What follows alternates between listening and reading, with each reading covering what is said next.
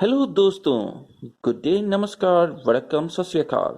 आप सबका स्वागत है आपके अपने चैनल मुसाफिर पे। आज के वीडियो में हम देखेंगे what is domestic and international flight. घरेलू और अंतर्राष्ट्रीय उड़ानें क्या हैं। What is connecting flight.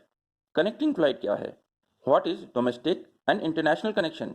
घरेलू और अंतर्राष्ट्रीय कनेक्शन क्या है। इन सारी चीज़ों को हम लाइव डेमोन्स्ट्रेशन या उदाहरण के साथ देखेंगे। घरेलू उड़ान या डोमेस्टिक फ्लाइट व्यावसायिक उड़ान का एक रूप है जहां प्रस्थान और आगमन एक ही देश में होता है, जैसे दिल्ली, मुंबई, चेन्नई, कोलकाता, पटना, शिमला, कोचीन, गोवा, गुवाहाटी, जयपुर, हैदराबाद, देहरादून, लखनऊ, पोर्ट ब्लेयर, पौंडीचेरी और कहीं भी भारत के अंदर किसी भी जगह में यात्रा करे तो डोमेस्टिक ट्रेवल कहलाती है। जबकि भारत के किसी भी जगह से प्रस्थान करें और बाहर गांव, विदेश, फॉरेन लैंड में जाएं अथवा बाहर गांव से भारत आगमन करें तो उसे इंटरनेशनल ट्रैवल या अंतर्राष्ट्रीय उड़ान यात्रा कहते हैं। जैसे भारत से America, Japan, China, Philippines, Saudi Arabia, Indonesia, Malaysia, Dubai, Egypt, London, south Africa, Canada, Mauritius और भी कई अन्य देशों की यात्रा। घरेलू या डोमेस्टिक एयरलाइन कंपनीज हो गई, जैसे Air India, IndiGo, Go Air, Air Asia, SpiceJet, Vistara. अंतर्राष्ट्रीय या इंटरनेशनल एयरलाइन कंपनीज जैसे Emirates, Qatar Airways, Singapore Airline, Lufthansa, इथर्ड Airways, British Airways, Japan Airline, KLM, उत्तर पैसिफिक। अंतर्राष्ट्रीय उड़ानें भारत के दूसरे छोर तक नहीं जाती। उसके लिए हमें अपना लोकल या डोमेस्टिक एयरलाइन ही इस्तेमाल करना पड़ता है। जबकि हमारी domestic airline companies air India, Indigo, air Asia, spice jet, Go Air, Vistara Bharat में घूमने के साथ साथ विदेशों में भी जाती हैं। भारत में लोकली जब घूमें तो डोमेस्टिक, और जब ये एयरलाइंस विदेश में जाने लगे तो इंटरनेशनल फ्लाइट का दर्जा मिलता है। इस सीरीज को और ज़्यादा मज़ेदार, इंटरेस्टिंग बनाने के लिए हम इंट्रोड्यूस करेंगे गिफ्ट, उपहार, Q&A, जहां प्रश्न वीडियो के ऊपर या वीडियो से प्राप्त जानकारी पर आधारित होगी। बाकी टर्म्स एंड कंडीशन और पार्टिसिपेशन संबंधी डिटेल्स आपको आने वाले वीडियो में मिल जाएगी। कभी कभी आप घरेलू या डोमेस्टिक फ्लाइट और इंटरनेशनल या अंतर्राष्ट्रीय उड़ान की कम्बिनेशन जोर का इस्तेमाल करते हैं जब आपको भारत के किसी शहर से विदेश जाना होता है या विदेश से अपने शहर वापस आना होता है, जहां आपके शहर से डायरेक्ट फ्लाइट आपके डेस्टिनेशन या गंतव्य स्थल तक ना जाए। जैसे आपके शहर से किसी बड़े शहर या किसी देश से किसी और देश जहां से आपको बाकी सब देशों में जाने की सुविधा मिलेगी। इस इंटरमीडिएट पॉइंट को हम कनेक्टिंग पॉइंट और फ्लाइट को कनेक्टिंग फ्लाइट कहते हैं। अगर यही कनेक्टिंग फ्लाइट भारत के अंदर यात्रा के लिए हो तो उसे डोमेस्टिक कनेक्शन, और अगर विदेश यात्रा के लिए हो तो उसे इंटरनेशनल कनेक्शन कहते हैं। ऐसा भी हो सकता है कि भारत के किसी छोर से आप भारत की किसी दूसरे जगह जाना चाहें तो आपको मल्टीपल कनेक्शन का इस्तेमाल करना पड़े। मल्टीपल कनेक्शन बोले तो एक से अधिक कनेक्शन।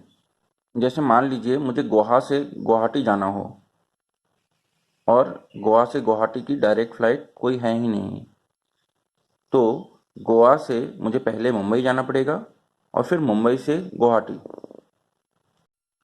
ठीक उसी प्रकार मान लीजिए मुझे अमृतसर से कोचीन जाना हो और अमृतसर से कोचीन की अगर डायरेक्ट फ्लाइट कोई है ही नहीं तो हम लोग अमृतसर से पहले दिल्ली जाएंगे और फिर दिल्ली से कोचीन के लिए फ्लाइट लेंगे।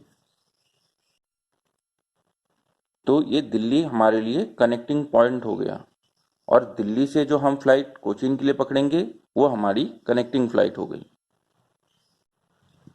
और क्योंकि ये भारत के अंदर ही यात्रा कर रहे हैं तो ये हो गया डोमेस्टिक कनेक्शन। चलिए मान लीजिए आपको भोपाल से ह्यूस्टन जाना हो। भोपाल जो मध्य प्रदेश भारत में स्थित है और ह्यूस्टन जो टेक्सास यूएसए यानी अमेरिका में स्थित है। तो भोपाल से डायरेक्ट आप ह्यूस्टन तो जा नहीं सकते हैं क्योंकि कोई डायरेक्ट फ्लाइट है ही नहीं।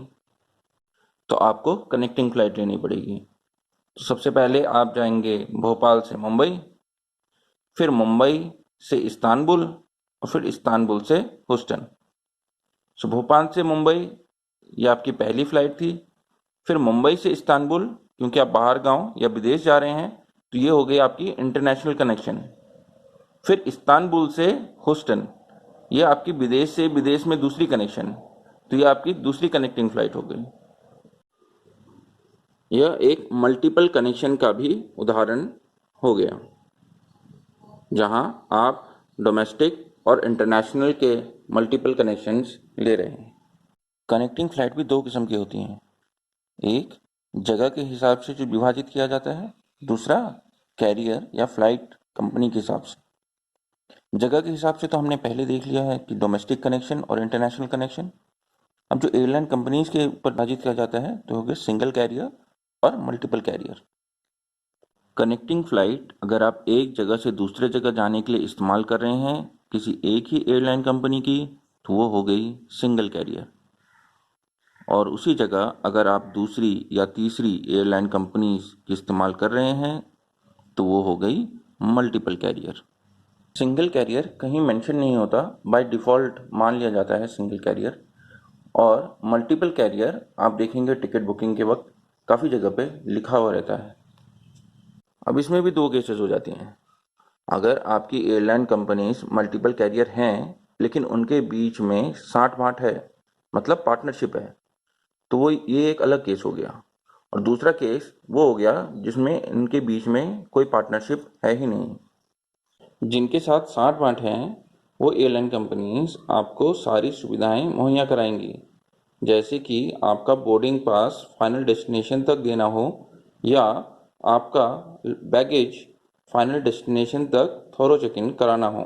एयरलाइन कंपनीज जो एक दूसरे की पार्टनर ना हो, वहाँ आपको रिक्वेस्ट करना पड़ता है बोर्डिंग के टाइम कि वो आपको बोर्डिंग पास दे दें। काफ़ी दफ़ा क्योंकि इन एयरलाइन कंपनीज के बीच में कोई टाई अप नहीं होता, ना वो आपको बोर्डिंग पास फाइनल डेस्टिनेशन तक बुक कर पाएंगे और ना ही आपका बैगेज फाइनल डेस्टिनेशन तक थोरो चेक इन कर पाएंगे। इस केस में आपको अपने कनेक्टिंग पॉइंट में वापस री चेक इन करना पड़ेगा, अपना बैगेज क्लेम करके वापस आपको ट्रांसफ़र सेक्शन में जाके डिपॉजिट करना पड़ेगा। कनेक्टिंग फ़्लाइट में काफ़ी सारी इश्यूज़ भी आती हैं, जैसे timing issue, baggage issue, delay होने का डर, फ़्लाइट मिस होने के चांसेस बढ़ जाते हैं, बैगेज मिसप्लेस होने के चांसेस बढ़ जाते हैं।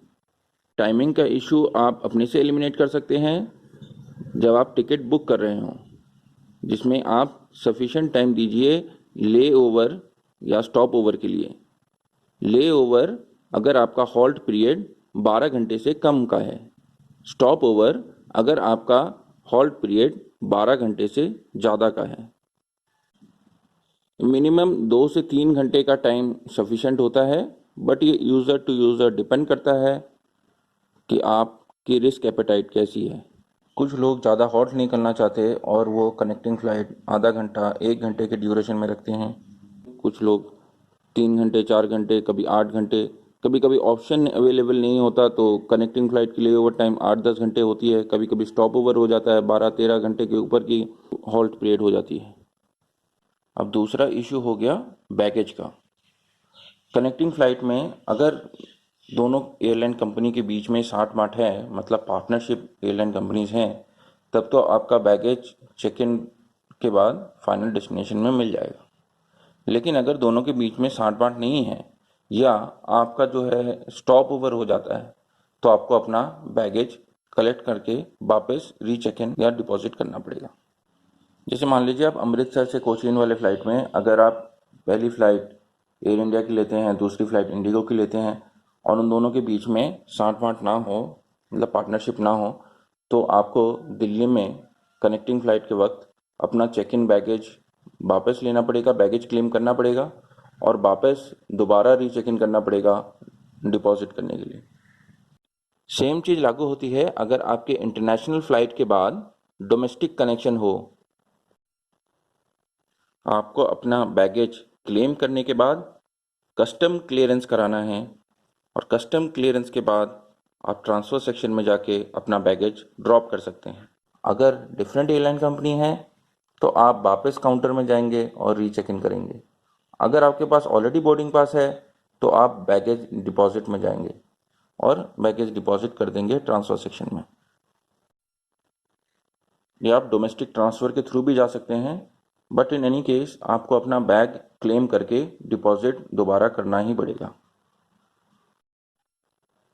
इसमें भी काफ़ी सारे केसेस होते हैं जो आप केस बाय केस देखना पड़ेगा कि क्या होता है, आपका बैगेज कहाँ लेना पड़ता है। जैसे आप अमेरिका जाते हैं तो सिक्योरिटी रीजंस के लिए आपको बैगेज क्लेम करके वापस सिक्योरिटी चेक करा के वापस डिपॉजिट करना रहता है। तो काफ़ी सारे केसेस हैं, हर कंट्री के अलग अलग रिक्वायरमेंट हैं, रेगुलेशन है, तो किसी एक जनरल आइडिया को लेके नहीं चल सकते हैं। फिलहाल इतना समझ लीजिए कि कनेक्टिंग फ़्लाइट जोड़ने के काम आती है एक जगह से दूसरे जगह जाने के लिए। जहाँ डायरेक्ट फ़्लाइट नहीं मिलती तो आप कनेक्टिंग फ़्लाइट के थ्रू जाते हैं। काफ़ी कुछ है जानने को, समझने को। आप जुड़े रहिए इस प्लेलिस्ट में ऑल अबाउट फ़्लाइट जर्नी। अगर आप उड़ान संबंधी कोई भी जानकारी प्राप्त करना चाहते हैं, थोड़ा टाइम ज़रूर लगेगा चीज़ों को अपलोड करने में, बट जैसे जैसे चीज़ें आती रहेंगी, सीक्वेंस चलता रहेगा, आप चीज़ों को बेहतर समझ पाएंगे। जिन्होंने फ़्लाइट जर्नी नहीं किया है और भविष्य में हवाई यात्रा करेंगे या करना चाहते हैं, उनके लिए ये आसान होगा चीज़ें समझना। जो लोग ऑलरेडी जा चुके हैं उनके लिए और बेहतर है क्योंकि वो चीज़ों को कोरिलेट कर पाएंगे। नेक्स्ट वीडियो इस सीरीज़ में वीडियो क्रमांक 3 what is arrival and departure, आगमन और प्रस्थान क्या है, इस पर देखेंगे। My dear viewers, friends and well wishers, अगर आप हमारे इस छोटे से प्रयास और कोशिश को बढ़ावा देना चाहते हैं तो हमें अपना प्यार, सहयोग और अनुभव आगे भी देते रहिए और हमसे जुड़े रहिए हमारे इस चैनल के द्वारा। Please do like us, share and subscribe us. तो फिर मिलते हैं हमारे सफ़र के अगले पड़ाव में। Thanks for watching us. Take care, have a good day.